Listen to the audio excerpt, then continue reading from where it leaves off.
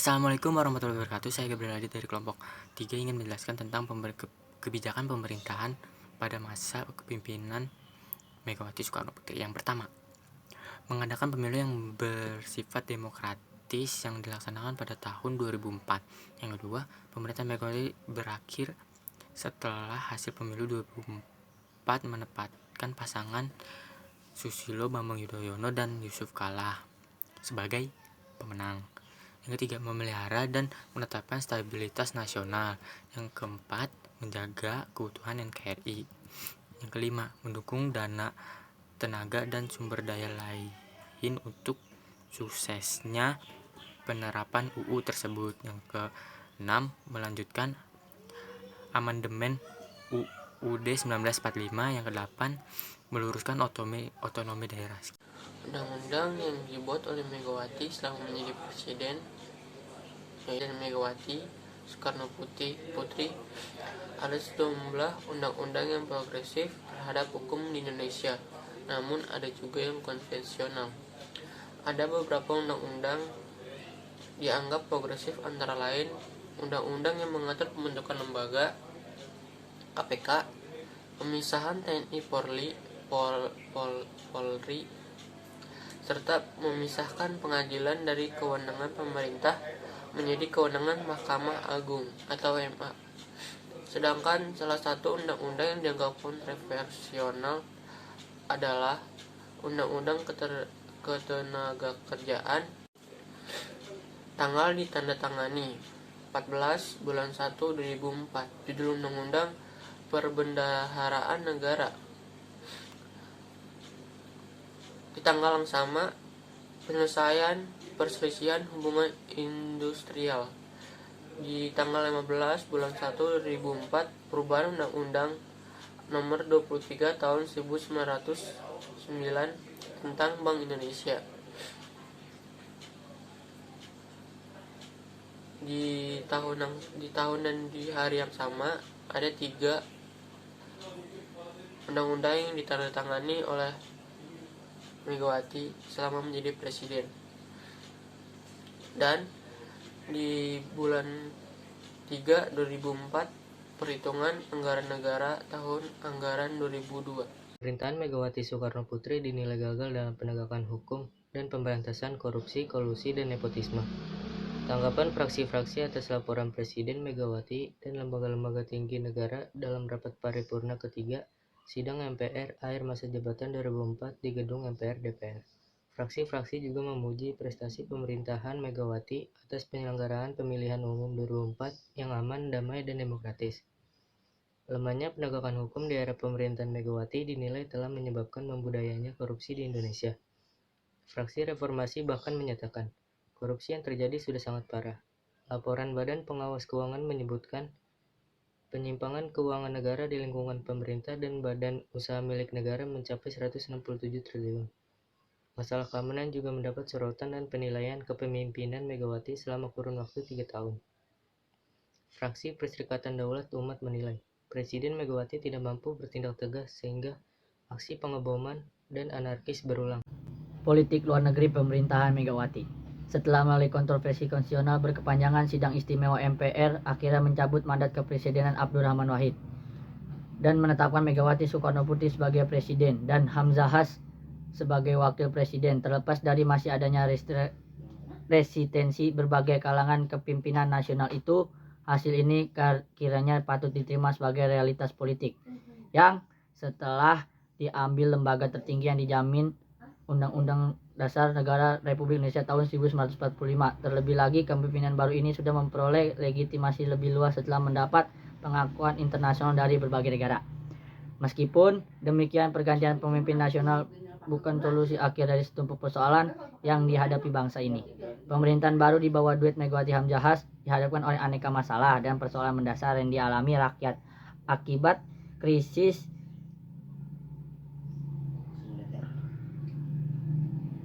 Salah satu aspek penyelenggaraan pemerintah yang sering menjadi sorotan publik masa pemerintahan Abdurrahman Wahid adalah pelaksanaan politik luar negeri dan diplomasi. Seperti dimaklumi, selama kurang dari 2 tahun Presiden Abdurrahman Wahid mengambil peran aktor utama, chef diplomat dalam pelaksanaan politik luar negeri dan diplomasi dengan melakukan kunjungan luar negeri ke lebih 50 negara. Tercatat rekor Presiden Abdurrahman Wahid menjadi satu presiden Republik Indonesia yang menancapkan kaki di 5 benua yang mungkin akan menjadi catatan penting dari sejarah politik luar negeri Indonesia.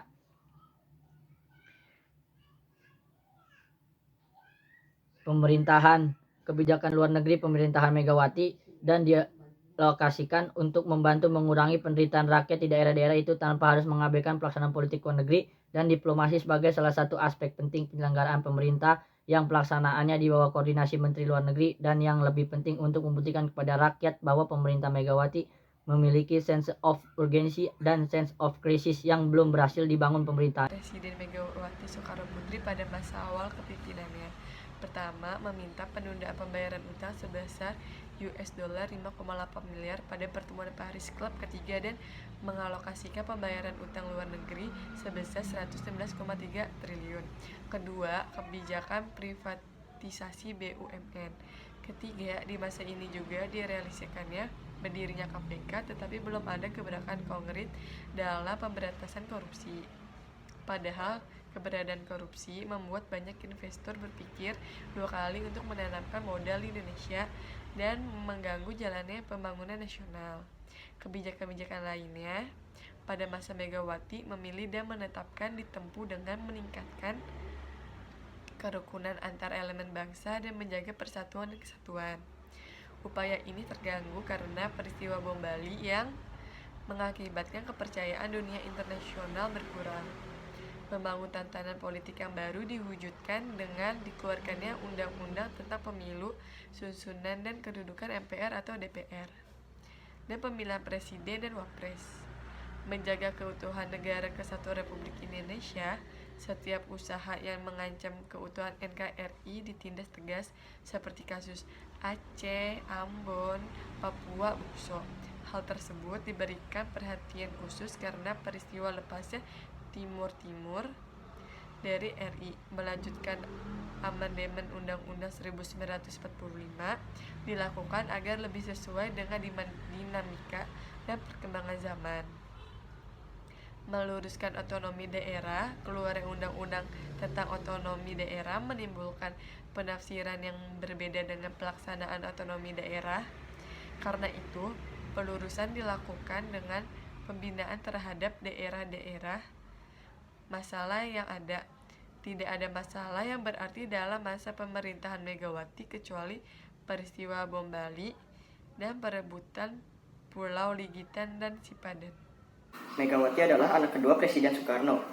Ia biasa dikenal dengan nama Megawati Soekarno Putri. Megawati adalah presiden kedua yang menjabat pada masa pemilu multipartai pasca tumbangnya Orde Baru. Nama gotong royong juga dipilih Megawati untuk menguatkan visi misi utama pemerintahannya, yaitu rekonsiliasi nasional. Ekonomi di bawah pemerintahan Megawati tidak mengalami perbaikan yang nyata dibandingkan sebelumnya.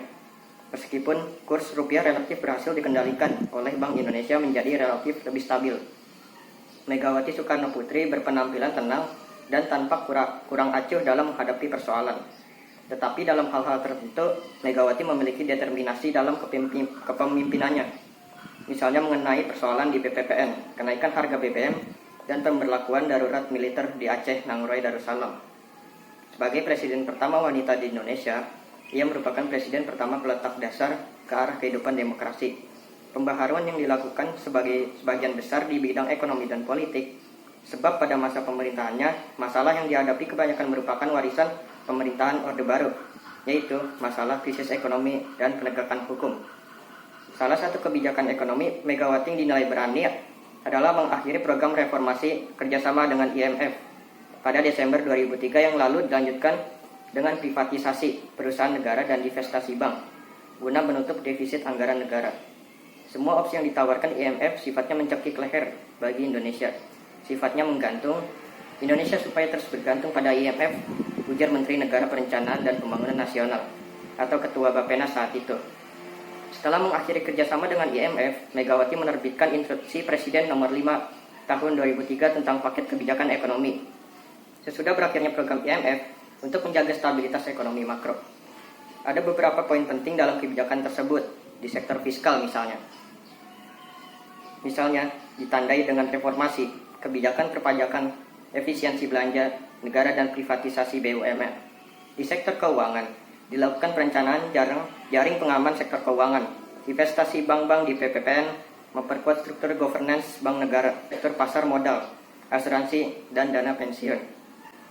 Lalu di sektor investasi, dilakukan peninjauan daftar negatif investasi, menyederhanakan perizinan, strukturisasi sektor telekomunikasi dan energi, serta pemberantasan korupsi.